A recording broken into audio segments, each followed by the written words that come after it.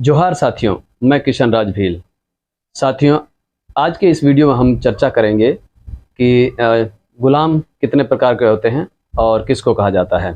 तो पुराने ज़माने में एक इंसान दूसरे इंसान को अपना गुलाम बनाता था, या यूँ कहें कि एक अमीर आदमी एक गरीब लाचार आदमी को अपना गुलाम बनाता था। जब गुलाम बनाता था तो वो कई प्रकार के गुलाम बनाते थे, जिसमें मुख्य रूप से 3-4 गुलाम होते हैं, जैसे मानसिक गुलाम, चोटी कट गुलाम, बसीवान या बसी गुलाम, या अंगुली कट गुलाम। अब इसमें मानसिक गुलाम किसको कहा जाता है? जो अपने मन से किसी का गुलाम हो गया हो, किसी को अपना सरदार या मालिक कुछ भी मान लिया हो और वो मन से ही उनका गुलाम बन गया हो, तो वो उनका मानसिक गुलाम कहलाता है। और दूसरा होता है अंगुली कट गुलाम।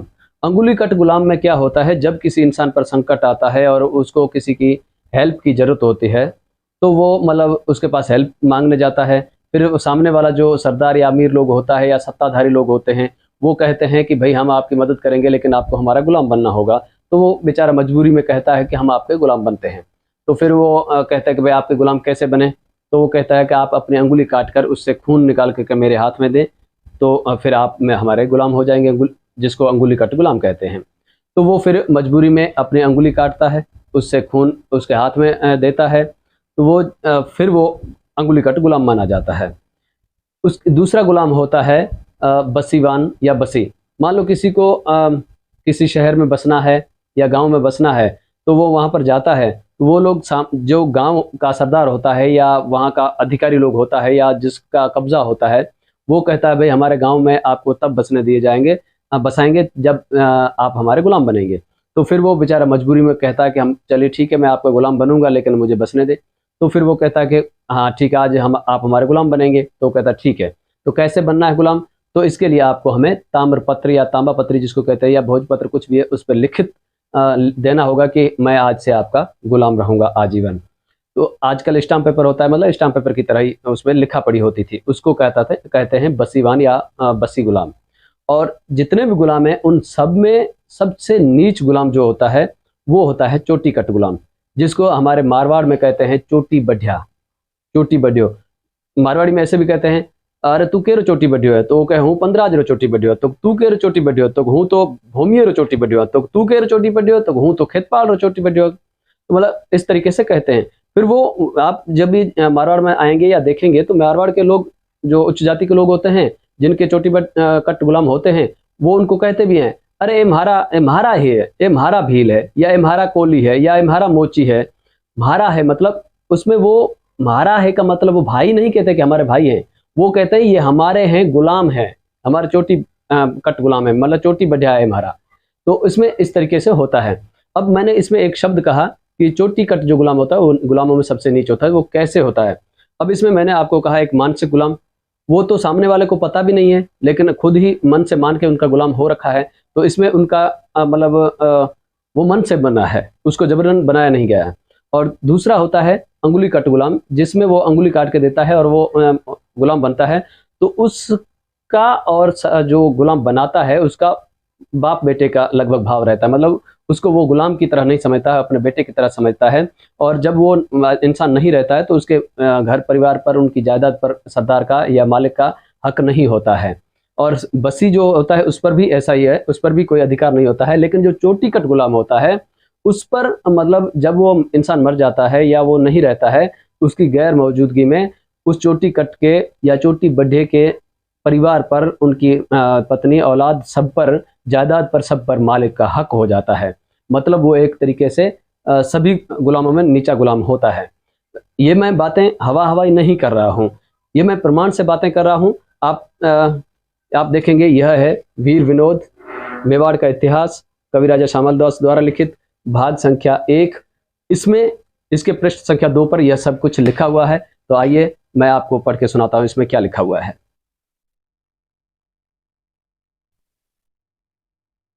लोग अक्सर कोई दुख या आपत्ति पड़ने पर सरदार लोगों के यहाँ जाकर उनके गुलाम हो जाते हैं, जो 3 प्रकार के होते हैं।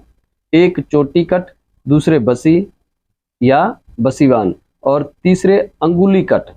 जो शख्स चोटी कट गुलाम बनना चाहता है वह अपनी चोटी काटकर सरदार को दे देता है और वह सरदार उसको अपनी रक्षा में रख लेता है।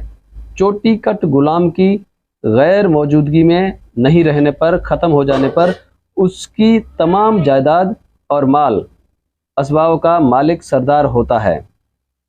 यही नहीं बल्कि चोटी कट अपनी कमाई का चौथा हिस्सा अपने मालिक को देता रहता है। बसीवान और चोटी कट में केवल इतना भेद या अंतर है कि बसीवान की बाबत यानी बसीवान गुलाम बनने के लिए लिखा पड़ी होती है और चोटी कट में सिर्फ चोटी ही काट दी जाती है।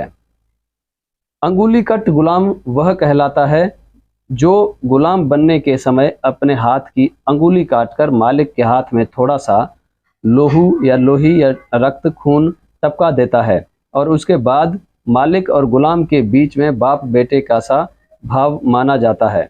परंतु अंगुली कट के माल जीविका पर मालिक का, सरदार का कोई दावा नहीं हो सकता, कोई अधिकार नहीं हो सकता, नहीं होता। अब यहाँ ध्यान देने की बात है कि मान लिया पुराने ज़माने में किसी इंसान पर कोई संकट आ गया और मजबूरन वह चोटी कट गुलाम, दास या नौकर बन गया। कुछ समय बाद वह गुलाम भी ख़त्म हो गया और गुलाम बनाने वाला भी न रहा, तो अब यह बात भी यहीं ख़त्म हो जानी चाहिए। लेकिन नहीं, उस गुलाम के बाद उस गुलाम के नवजात यानी नए जन्म लेने वाले बच्चे को की भी चोटी उस सरदार या इंसान द्वारा यह कहकर ले ली जाती है कि तुम मेरे गुलाम हो तो तेरा बेटा भी मेरा गुलाम हुआ, अतः इसकी भी चोटी काटकर मुझे दे। बेचारा वह मजबूरीवश वह गुलाम अपने बच्चे की चोटी काट कर दे देता है। यह कार्य यहीं पर ख़त्म नहीं होता, उस गुलाम के बेटे से भी उसके बच्चे की भी चोटी लेकर चोटी कट गुलाम बना दिया जाता है। फिर धीरे धीरे यह एक प्रथा बन जाती है उस परिवार या गोत्र की। जो इंसान 500-700 वर्ष पहले, साल पहले चोटी कट गुलाम बना था, उसके वंशज आज भी पीढ़ी दर पीढ़ी अपने वंश, अपनी औलाद को चोटी कट गुलाम बनाता चला जा रहा है। क्या आपको लगता है कि जो इंसान आज भी बिना किसी संकट के अपने ही हाथों अपने ही बच्चे को जन्मते ही किसी का चोटी कट गुलाम बनाता हो या चोटी काटकर किसी को चढ़ाता हो, देता हो, अर्पित करता हो, उस इंसान की आने वाली पीढ़ी उस गुलामी से छूट पाएंगी? कदापि नहीं। फिर वही इंसान कहे कि हम तो किसी के गुलाम नहीं हैं, हम आज़ाद हैं और गुलामी से निकलो, लोगों को शिक्षा देता हो कि आप किसी के गुलाम मत बनो, गुलामी से निकलो, तो ऐसे इंसान को मैं तो महामूर्ख ही समझूंगा। आप सोचिए, जिस इंसान ने गुलाम बनने की शर्त पर मदद की हो, क्या वह आपका सज्जन है? गुलाम बनाकर उससे काम लिया हो, क्या वह महापुरुष है? बड़े गर्व की बात है कि आदिवासियों ने जब भी किसी की मदद की है तो वह बिना किसी स्वार्थ के, लालच के।